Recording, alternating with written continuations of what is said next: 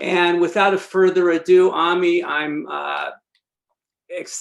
very excited that you're here. I've been a huge fan of yours for many years. We've gotten to know each other over the past couple years, but first and foremost, I am a big fan of yours and the work that you're doing. So thank you for coming here and sharing with the high school students and the rest of the Jewish community. It's my pleasure. Thank you for having me. You're welcome. So I'm going to give your bio, and you don't know where I'm getting your bio from, but I'm getting your bio directly from Wikipedia. So,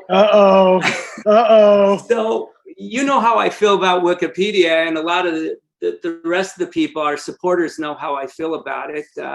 It's really Pravda, but let's hear what's true or not true. So you're an American. Are you also an Israeli? My mother's Israeli, so technically I'm an Israeli. Okay, and you're a documentary filmmaker. So far, so good. So far, so good. You've done Ami on the Streets, satirical short films for Fox. Yeah, I am not a member of the Nazi Party. That is untrue. You co-wrote and directed the documentary You and Me, which really had great success. And you're a graduate of USC. Fight on, they won last night. Fight on, they did. And you were also a high school student here in Los Angeles at Valley Torah. I was. A fantastic, fantastic school. Now it says that you're a modern Orthodox Jew. Is that correct? Would you? That is true. So yeah, gotta keep on. Okay, so that brings us into, and we'll talk more about Wikipedia as we go on, because obviously a lot of the work that you does is affected within Wikipedia, and a lot of it we know is not accurate. So how does it work out for you being an observant Jew and doing the things that you do, which is getting into people's faces and really going to dangerous areas? How does that work together?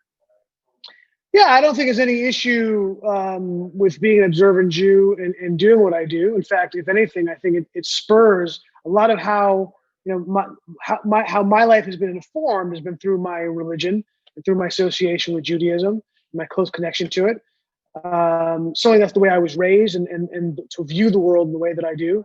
So it's the way it's affected me is in a positive way, giving me a sense of what the world is and what the world should be, and what role I have in changing that. And when they say tikkun olam, they do mean fix the world, but fix the world. The second part of that is fix the world in the way that God wants it fixed, not the way that we see it fit to be fixed. So how has tikkun olam been? Have you seen it take place? Well, I see the world. The world is broken. I see the world literally is broken, and I think that all these high school kids who we're talking to now, and I'm sure some of you are college kids, get a sense of what's going on. Maybe I have a deeper perspective because I travel not only around college campuses, but around the world to get a sense of what the world is like. And it is deeply flawed, it is deeply broken, it is deeply dangerous for us. And I play whatever small role I can in trying to fix that. So what motivates you then? What are you motivated to do? What are you trying to do? Look, I want the world safer for my people, right? We're entering. When I grew up in Los Angeles, in the 80s, anti-Semitism was an actual problem that we had. My school, I went to a Jewish elementary school that was oftentimes vandalized, and swastikas were put on it. My synagogue, every couple times a year would be vandalized. So anti-Semitism was like a real tangible thing when I was growing up. And what happened was, kind of when I went into high school and left high school, it kind of went away. Like we hit the sweet spot where anti-Semitism was no longer a major factor in our lives. And it was this kind of Goldilocks period. We thought, okay, well, we're never going to go back to where that was. At the time when the skinheads were patrolling the streets, I get in fights on the street all the time. People would throw pennies and rocks at me. Those times are over. Unfortunately, what's happened over the last few years is that it's actually returned to the way I remember it when I was a kid growing up. But the nature of anti-Semitism has changed fundamentally. What I mean by that is, when I was a kid, anti-Semitism came almost exclusively, if not exclusively, from the right. It was skinheads that I had to worry about, right? It was the hard right that I had to worry about. Those were the ones who were looking to attack Jews and to face synagogues. And what's happened over the last few years is that's metamorphosized into something totally different. And now, and by the way, even back then, there wasn't any kind of Islamic anti-Semitism because that wasn't an issue in our country. What we have now is this alliance between the left and Islamic radicalism. And that's where you see, now, look, the neo-Nazis still exist. The KKK still exists. I've met with them. I meet with them.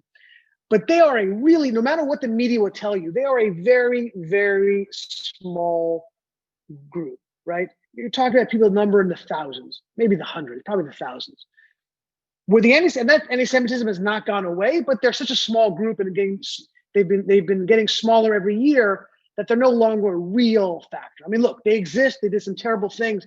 The attacks that we saw most recently in the synagogues were from the right, but they're not really a major factor in one's day-to-day life. Certainly when you go to college, you're not facing right-wing anti-Semitism. What you're facing is anti-Semitism from the left and anti-Semitism from Islam that have allied together. And the Islamic attacks, I think you're all very familiar with.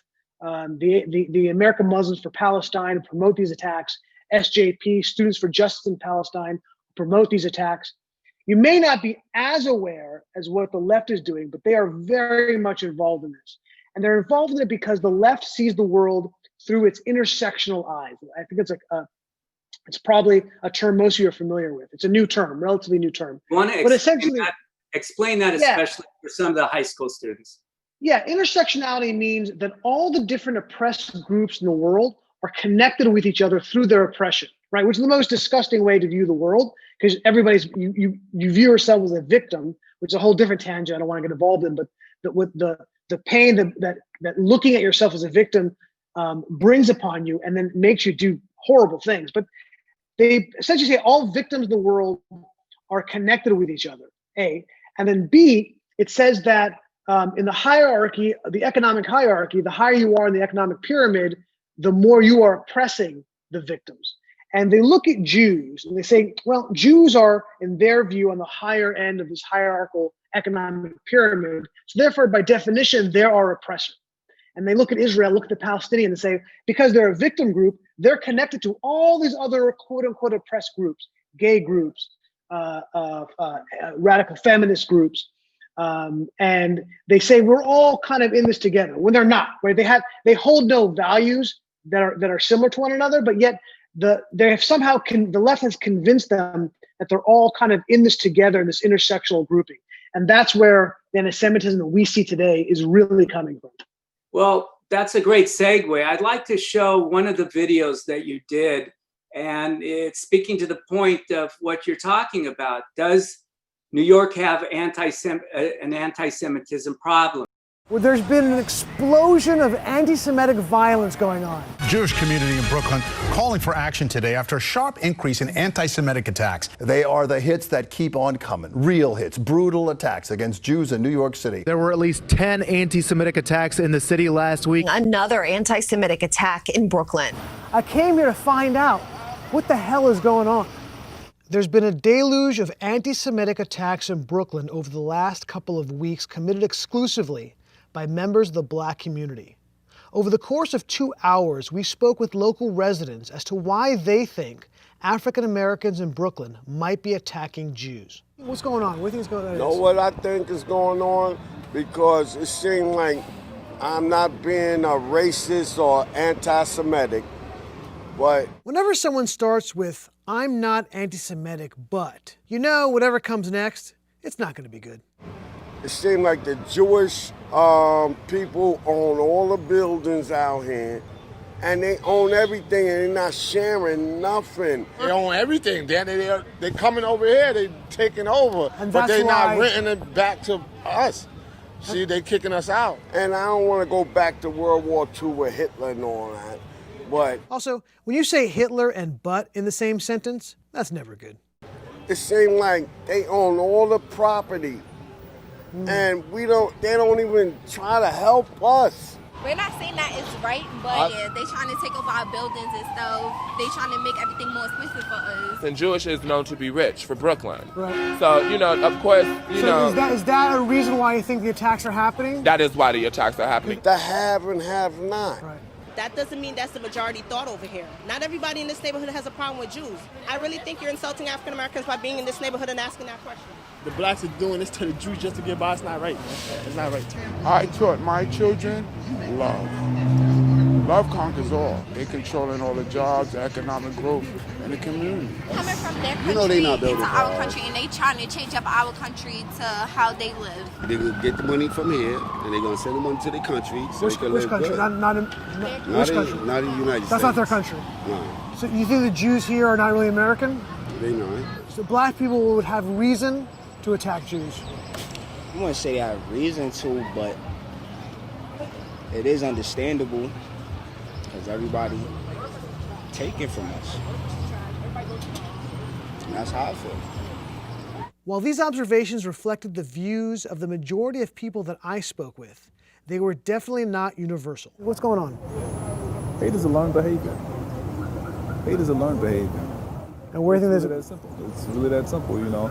And once you've learned to hate, the same way you learn to hate is the same way that you can unlearn the hate. Oh, we're carrying on our father's great-grandfather's grandfather. They're bull. Yeah, that's your shit. Let it die with you. There are some alternative theories on why these attacks are happening. Why you think the Jewish people is getting attacked? How about the Trump? About the Trump? Do you know why there have Because been... of Drake, nigga. An amazing piece, Ami. And how do you think that that plays with the left and what you were talking about? Is it an extension? Is it being promulgated by the left? Yeah, it's being taught, unfortunately, to the black community by the left. That again, that this notion of intersectionality, that the Jews are all rich, the Jews are all powerful, and therefore they're the ones who are oppressing you. Now, I want to make clear that I'm not saying this is the majority view among black people. I don't think that it is. But we'd be lying to ourselves if we didn't say there was an anti-Semitic problem in the black community. And I'll give you an example. So I recently, I'm doing an expose on Black Lives Matter, and while meeting with I'm not gonna say her name, but one of the senior people in the organization, and I asked her, I said, "Are Jews your oppressors?" And she said, "Absolutely, absolutely. The Jews are using money to keep us down." When I said, you know, the attacks that happened in Brooklyn when they were attacking Jews on the street, what do you think about that? And she said, "I understand why they're doing that. I get it." And this is their leadership, okay? Al Sharpton. Al Sharpton is a leader in the black community. It's a show on MSNBC. This is a man who was the only person in history to start an American pogrom, okay? The only American pogrom in American history was started by a man who has a leadership role in the black community and a man who has a show on a major cable network. This is a problem. And if we don't be honest about the problem, we're never going to solve it. I had the honor and the opportunity to be the keynote speaker at the National Urban League Conference. The Urban League is the largest black organization, larger than the NAACP. And I actually, ironically, shared the stage just a year ago. The person before me was Kamala Harris, and the person after me was Joe Biden. Wow. So it was a great honor, and it was covered live on CNN. And I spoke to them about this. I didn't hide my feelings. I told them this is a problem, and it's a false problem that you guys are looking in the wrong place. And it was a well-received comment that I thought maybe wouldn't land quite right, but it did, thank God.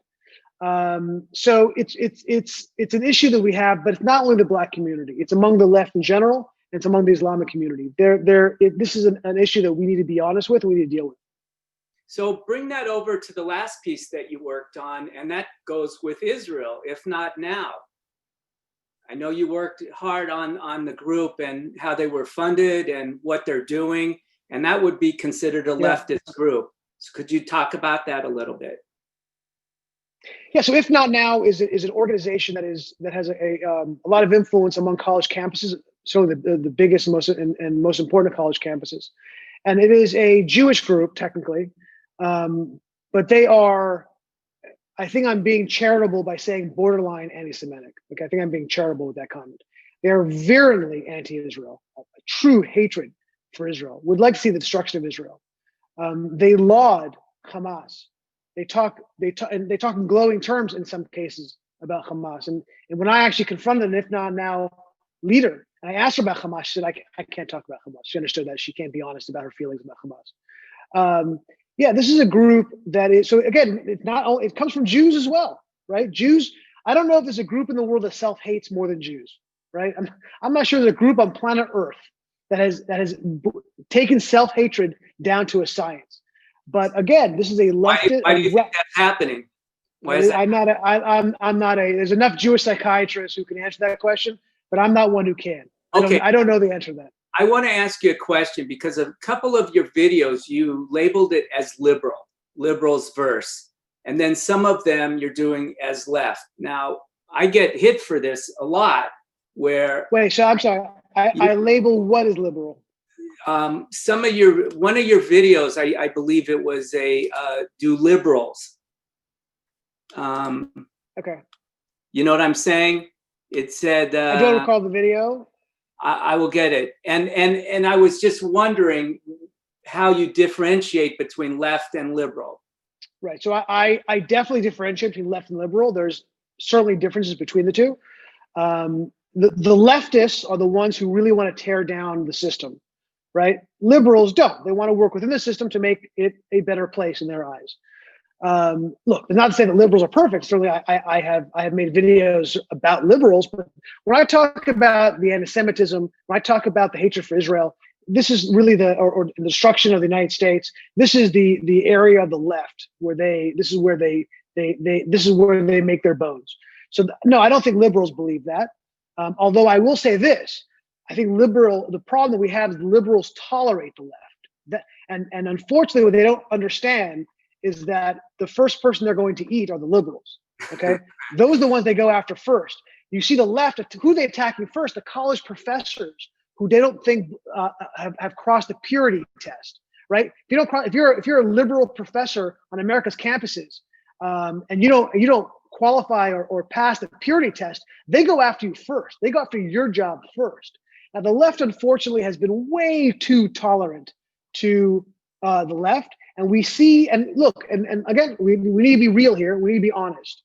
And if you talk to liberals and you ask them about Black Lives Matter, the organization, not the people who support it, but the organization, they will give you, we support Black Lives Matter, the organization. And when you talk about the anti-Semitism, they make excuses for it. Oh yeah, maybe, but it's not, the left's toleration of the left, the liberals' toleration of the left has given them the air to breathe and the room to maneuver.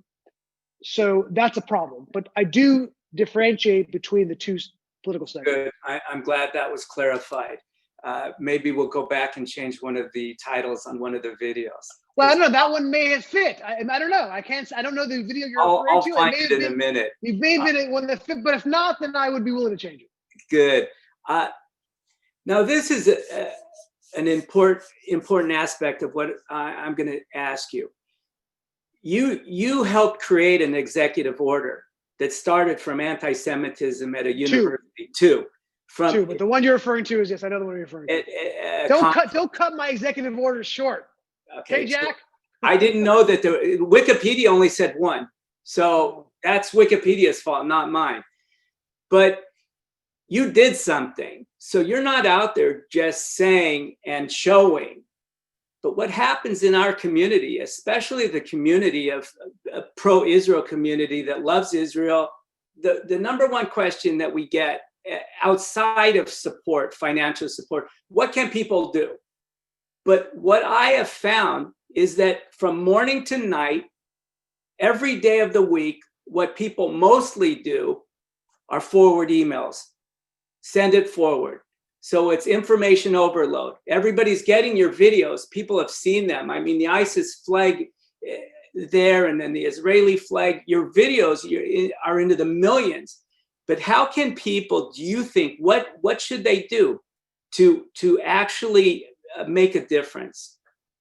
So My videos are in the hundreds of millions, but hey, Hey, it's okay. Wikipedia. That's all right. All from Wikipedia. It's not me. Look, everybody has their role. Okay. Thank God I have a lot of effect. I have a larger role, and I can talk about, if you want me to, how the executive order came to be, because I think it's an interesting story. But look, I think that's important. Great. So everybody on this call has a role, and a particularly important role are high school kids going into college, because it is your job to be ambassadors for what we're talking about. It is your job, your duty to, when you hear somebody speak about Jews or about Israel, to speak up. I know it's easy, believe me. It is so easy to say, you know what, I'd rather not get involved. I'm going to go finish my coffee, or I'm going to get upset but walk away. It is easy, and it is the path that is, like I said, the path of least resistance. But it's your duty to speak up. It's your duty to say, no, that's not true. When you go to events, when you go to parties, when you hear people talk about Israel in this way, to correct the record. Because the truth is, most of the people who speak this way on college campuses don't have animus toward Jews or toward Israel. They just don't know. They're just ill-informed. And therefore, they're not all members of the radical left or radical Islam, but they've heard it because these people have a lot of sway and influence on college campuses. So it is your important role to be ambassadors for the way that we think. So my role is a little bit different, although I have that a certain role as well to speak up when I hear people speak ill of Israel or Jews. But so the example of the executive order is an interesting one. It shows you kind of what I've been trying to accomplish. So I was sitting on the beach in Bondi Beach in Australia, and I go there a couple times a year. And I was just going through my Facebook. I saw this event that was happening, this event that was ostensibly about Israel and Lebanon, and I knew what that means. That's code for an anti-Israel event, and it was a joint event by Duke and UNC. And unfortunately for me, anti-Israel doesn't move the needle. Anti-Israel is just, it doesn't. It's so common out there that it doesn't move the needle for me. So I need something, unfortunately, worse. Anti-Semitism is really what I'm looking for and to uncover. But something told me in my gut that I had to go to this conference, because they happen all the time. I don't go to most of them, but I decided for some reason I was going to go to this conference. So I went, and I signed up with my nom de guerre, my nom de plume, which I have, which I won't tell you. I don't like to speak about publicly what that is. Ask you, that's not in Wikipedia either. That is, thank God, not on Wikipedia yet. So I went there under this false name, was accepted, and had a hidden camera. And I was interviewing people. First, I was interviewing people about their views on Jews, and the anti-Semitism just pouring out of them. These are regular white leftist students who are talking about all the things. The Jews control the world. The Jews start wars. The Jews control the American government. The most virulent anti-Semitic tropes that have existed on our earth are being spoken openly on our campuses. Okay, and these were also not just students; these are professors as well. And then what happened was that night there was a big event, and there was a big concert, and they flew in a Palestinian rapper. Okay, and he was the entertainment for the entire conference. I can't stress to you how big this conference was.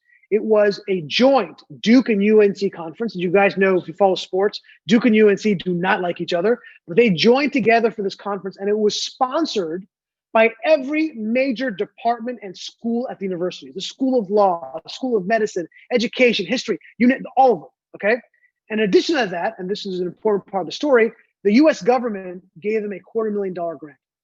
Anyways, I'm sitting at this hall. For this conference? Yes, that's how big this conference was. So I'm sitting at this concert hall, and this rapper gets up and starts spewing the most vile anti-Semitic raps you can imagine. He's telling people, come on, let's hate Jews more. Let's raise our level of anti-Semitism. You can't make this stuff up. This is all on film, okay? And I'm sitting there aghast, and I'm filming it. And at the end of the event, we all end. And then luckily, I got all this information before I was tossed out. So soon after the event was over, or soon after that night that the rap singer was over, people started recognizing me, and they tossed me out of the conference. Okay, so I got tossed out, but I got all this footage. I put it out there. Immediately, people start picking it up and start talking about what happened because it's kind of a big deal. And then I was contacted by the Department of Education, the DOE. So the Department of Education under Trump saw this video and could not believe that they had funded this conference. So what they did was they sued Duke and UNC for the money. Now Duke and UNC settled out of court. But because Duke and, by the way, it was a massive scandal at both universities. People lost their jobs over it. Okay. But what happened was the DOE, the Department of Education, then went to President Trump and said, look, we're lucky we actually settled out of court, because if they actually took us to court, we don't have a mechanism to sue them for this money, because anti-Semitism isn't included in Title VI, which covers this type of issue. So we need Title VI to cover anti-Semitism. Now, believe it or not, people have been working on this problem for years, all through the Bush administration, all through the Obama administration, to get President Obama to change Title VI. He wouldn't do it. They were working on President Trump. He didn't do it. Not that he wouldn't, but this wasn't one of his top priorities. So people have been working on this issue for years, but that video sparked a controversy that ended up on the front page of the New York Times 2 days in a row, literally, that they couldn't avoid it. They had to deal with it. So what happened was the president signed an executive order unilaterally changing Title VI to cover anti-Semitism, had a big signing ceremony at the White House that I was honored to be at. And that was how we ended up with the Title VI change. Well, it's an incredible feat, and it's really helped the universities across the country and the Jewish students especially. So, kol hakavod. Thank you. Somebody just asked, what's the difference between anti-Semitism and anti-Zionism? It's an excellent question. So you can be critical of Israel and not be an anti-Semite, right? Hell, I'm critical of Israel a lot of times. I'm sure most of you are. I'm sure Jack is. Okay, we don't always agree with Israeli policy. You can criticize Israel, no problem. You can even attack Israel.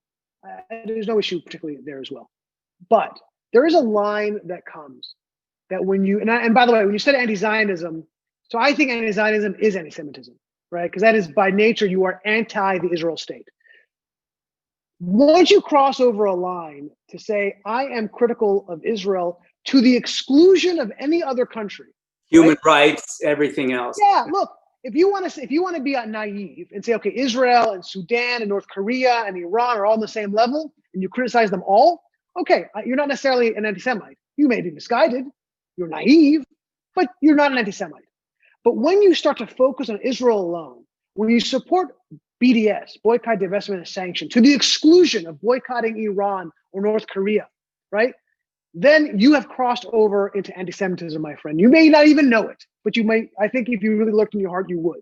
So that to me is the dividing line. When you're critical of Israel and you attack Israel to the exclusion of all other quote unquote bad actors, you have crossed over into anti-Semitism. So that's interesting. I've often talked to students about this, and that we're working against divestment issues in universities. And I would constantly tell them to ask all the other people, what other countries have you tried to divest from? And to ask the individuals, how many other divestment resolutions have you worked on? And most of them will say none, just Israel. That's the line. That's what we're talking about. One of my favorite videos, which wasn't one of my more popular videos, but it is my one of my favorite. And I suggest you guys go see it when you have some time. It's when I went to Ireland. In Ireland, you guys may not know, Ireland and Scotland are actually the home of BDS. It was they're the first countries outside of the Palestinian territories that took up the BDS mantle, and they are a center of hatred of Israel. So I went to Ireland. I met with 3 companies that were boycotting Israel. One was the largest bookseller in the country. One was a massive co-op, and one was one of the largest chain markets in the country. And I spoke with the people who run them. And I said and I had, again, this was a hidden camera. And I pretended to be a salesman, right, from Iran, Sudan, and North Korea.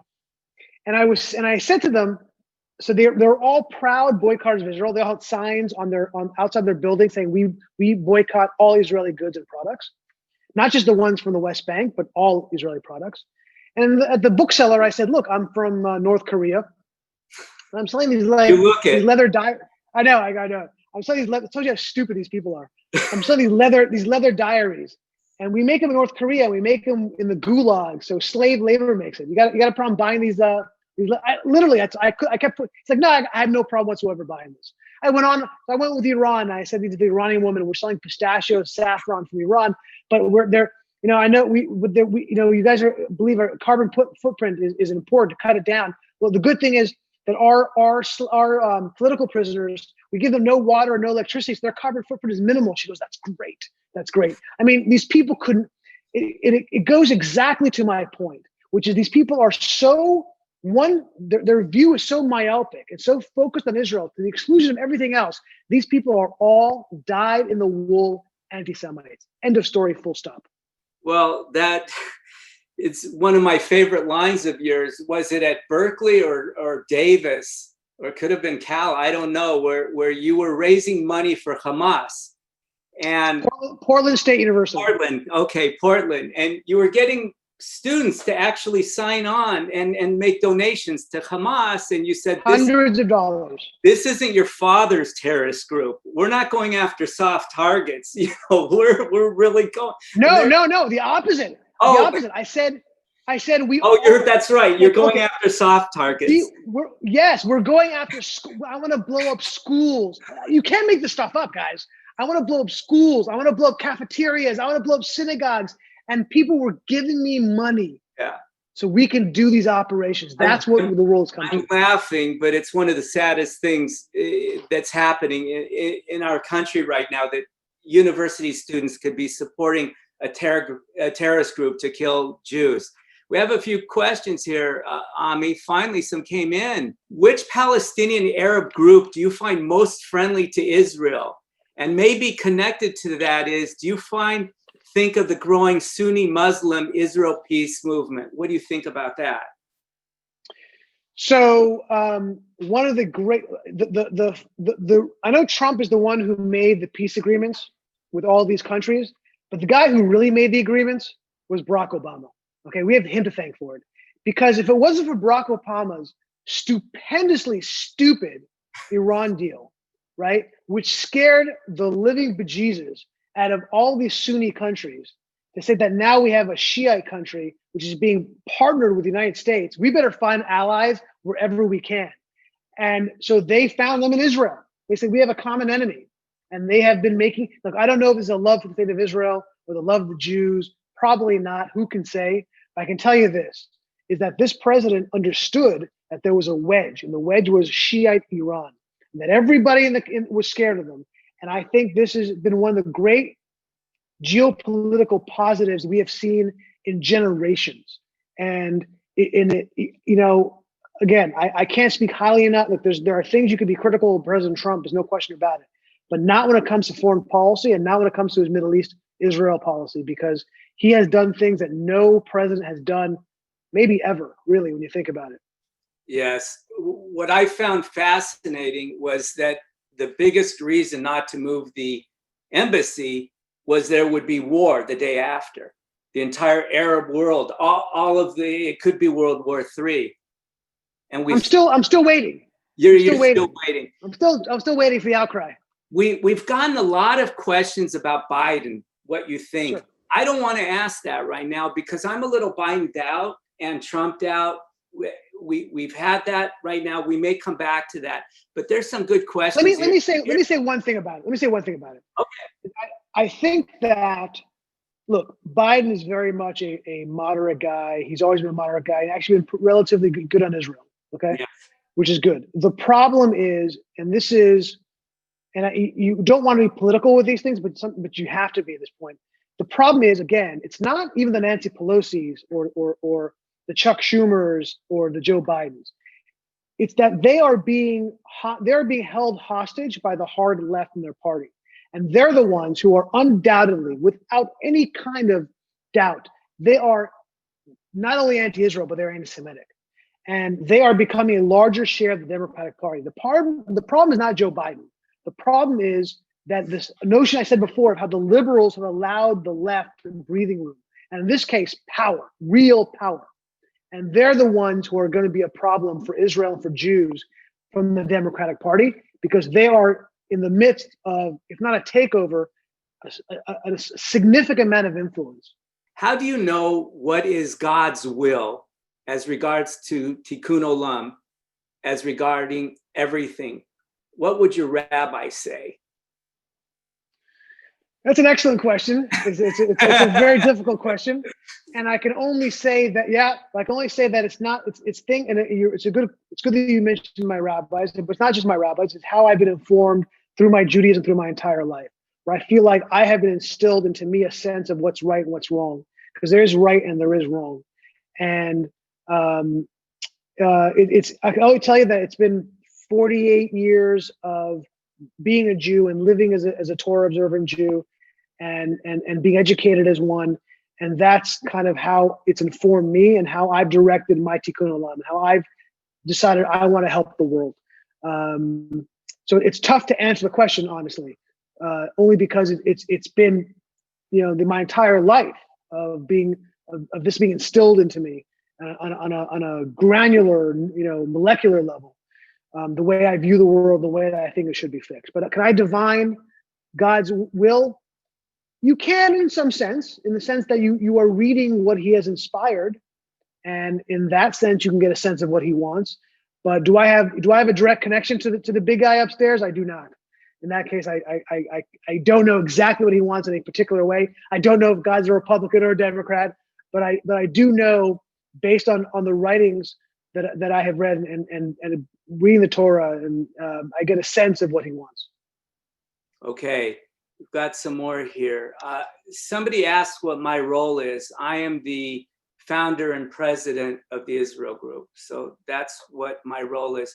But we are looking for a director to take over this Israel speaker series. So if anybody knows anybody who would want to get involved with this and be really on a weekly basis, bringing in great speakers and moving this forward, we're out there looking. What do you think about Soleimani, a significant movement in the contemporary Middle Eastern international relations? Do you think that what do I think of it? His death? Yeah, and how that played out. So it's interesting. Again, it's hard not to be political, but I think Soleimani, who's a man not only responsible for the deaths of hundreds, if not thousands, of American soldiers, not only responsible for the deaths of Israelis by arming Hezbollah and Hamas. This is a man who's directly responsible for the blowing up of the Jewish Community Center in Buenos Aires, and directly responsible for the blowing up of the embassy in Buenos Aires, which killed hundreds of Jews, hundreds of civilians in Buenos Aires. This is a man whose death should be celebrated. Look, in Judaism, we don't celebrate death. We never do. But if you're going to have a cocktail because somebody's death, exception here. This would be the guy.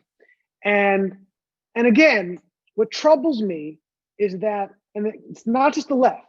Now we're talking about liberals, my liberal friends in the media, who were attacking the president for dispatching this guy to Allah. Was mind-boggling to me. This is a mass murderer, not a guy, not a soldier, not a man who was meeting us in the battlefield. This is a man who was putting bombs in Jewish community centers and arming Hezbollah to send missiles into our communities. This is a man who was killed by President Trump. And for people to attack the president because of this wonderful deed that he did blew my mind. Just mind-boggling. Mind-boggling. And again, and this is the case where it wasn't just the left. It was the liberals who were attacking the president for this. And I found that very troubling. Speaking of liberals, I found it's Ami Horowitz, how white liberals really view black voters. So in that particular case, you were calling them liberals. I'm just curious, one question, was that my video, or was that a Fox News? I can video play it right now. I can play it right here. No, it's fine. No. And it was I'm saying it was for my YouTube. Oh, I see. To Fox News YouTube. You are right. You are right. It's your video, but Fox News put that moniker there, the headline. You did not do it. So, didn't get me. Didn't get me. I don't I get the headlines. apologize. You are correct. Thank you very much. Somebody asked here, this is the person who asked is really just he's an incredible person, not Jewish, and he helps the Israel group on a daily basis. He asked if you've ever felt physically threatened while making a video. We can go a step beyond physically threatened. I was beaten pretty badly in Sweden. I went to Sweden to there are these things called, well, there was a dispute. I don't know how there's a dispute, but those are the disputes no-go zones, among whether no-go zones exist, right, or whether they're all fictitious places in the minds of the right. So I went to see. So where did I go? I went to Sweden. Now, you'd think you'd find Islamic no-go zones in Sweden. What a no-go zone is an area that is a heavily, if not exclusively, Islamic enclave in a city in Europe, to which they don't allow people who are non-Islamic either to enter, although one can argue whether or not you can enter and leave and be okay, but certainly they don't allow the police in, social services. They keep everybody out. And if you are white and go in there, we saw that. Yeah, you're in danger. So I went to Stockholm. Who would have thought Stockholm? And I went to one of these so-called no-go zones.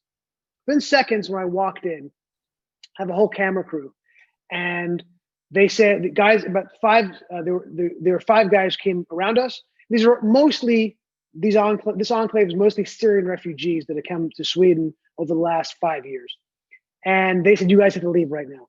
So my crew, they have no skin in this game. They have nothing invested. They don't care whether or not this video is successful, and they left. So as they were leaving, I was still mic'd up, so you can still hear me. I was questioning these guys. I don't want to leave. I said, "Why do we have to leave? I want to film here. This is a free country." They didn't answer my question. The 5 of them jumped on top of me and began giving me a pretty significant beating. And I thought, okay, I've been tuned up before. I've gotten in a bunch of fights and I've gotten beaten up. And usually within 10 seconds, people break up the fight. Now I'm in the middle of a major square where there are dozens of people looking and walking around. And I thought, okay, I curled up in a ball, protected my head. I could take a few blows, a few kicks to the gut. I'll be all right. But I peeked out and saw that people were just laughing and pointing at me as they were beating me up. I was like, okay, this is not going to be good. So I figured the only way to get out of this thing alive is I've got to take action. So one guy came down to choke me, and he started choking me. So he got real close. He got too close. So I punched him in the throat. And I don't think this guy will be eating solid food, maybe ever. But he went down, and the other guys, they were so shocked by it that they moved back about half a foot, and I got up and started running away. But I was so Charlie horse because they were beating on and stomping on my legs, I couldn't get away. So I fell down. They grabbed me again. They dragged me into a building, a private vestibule. And I thought, this is where it's going to end. This is one of the few times where I thought this is where it's over. And they started beating me again. But within seconds, some woman opened the door and started yelling at them, an older woman who I guess they had some respect for. She was yelling at them and they ran off, and I was able to tell the tale. So that led to one of my, if not my biggest moment of this whole career. President Trump mentioned it. The President Trump talked about it, and it became this massive global controversy. Like, it's hard to understand how big this controversy was.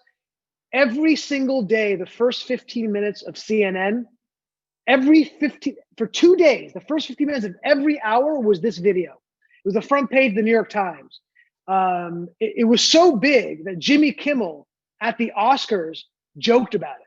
That's how, because it would happen, the Oscar would have to be a couple weeks later. He made a joke about it.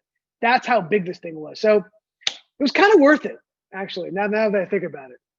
But looking back at that, and this is more to what we've been talking about off camera, is that the mainstream media picked it up in the beginning, talked about it, but then refuted everything after that. They tried to refute it. But it went where it's just on the right side of the spectrum. They would Fox, other smaller outlets, but 90% of the mainstream said, this is not true. This is not true. How do you fight that kind of information when you know for a fact you were there, you saw, you witnessed it, but you're seeing these reporters, and then that got put into, from what I've read, into Wikipedia as well, that they show that it was being refuted. Yeah, they weren't refuting the attack, but they were refuting my contentions. Look, It was disappointing to see people just basically lying about it or putting up what they would do is they would put up straw man arguments where they would say they wouldn't refute what I said because what I said was demonstrably true, but they would say like, well, crime is down overall, crime is not up. When I was talking about rape and murder, which is demonstrably up, but white collar crime may be down, that's not part of what my thesis is. So they would put all these straw man arguments to try to dispute what I said. The way I would fight it was to get on CNN and be interviewed by these people and explain to them what was the truth versus not the truth. But it was amazing. And the front page New York Times, at the end of the article, they said in the article, we reached out to Ami Horowitz for comment, never got back to us. Total lie, complete fabrication. I would remember an email from the New York Times or a phone call asking me to come on. And I actually confronted the author, Peter Baker, who is a major writer. He's the White House correspondent for the New York Times who wrote the article. And I called him up. I got a cell phone number and I confronted him. And he said, let me check into it. And he got back to me and said, what we did was we sent you a tweet. Not a DM, mind you, just an @Ami Horowitz, would you come on to the New York Times? When I'm getting literally 4,000 or 5,000 tweets a day, and they knew that. They knew I was never going to see it, right? The New York Daily News, they sent me an email. They did, sending a request for me to come on to refute their article. They sent it at 4:30 in the morning when the article was going live at 6. I have the email. I've got the email with the timestamp on it. So that's what we're dealing with, unfortunately. Maybe this will make it into Wikipedia. If the outcome of the election sticks, how do you think that this is going to impact daily lives of Israelis and their connections with the U.S.? Look, I don't think that in 4 years, the daily lives of the Israelis will be, for the most part, well, let me take that back. I think that the Democratic Party and the way they pursue their policies will be detrimental to the state of Israel from the word go. That is true. Will Joe Biden be an anti-Israel president? No, he won't. He will continue all the ties that we have with Israel, militarily, culturally, economically. That's not going to change. And that's what really affects Israeli lives on a day-to-day basis. Right. Will he undermine Israeli security? Absolutely. Yeah. Just not through the way that I just said, because he's going to be pursuing a policy which will be detrimental not only to the U.S. and our safety and the safety of people in the Middle East, but it will absolutely undermine the security of the state of Israel. So I hope that answered the question. So yes, it will, and in some ways it won't.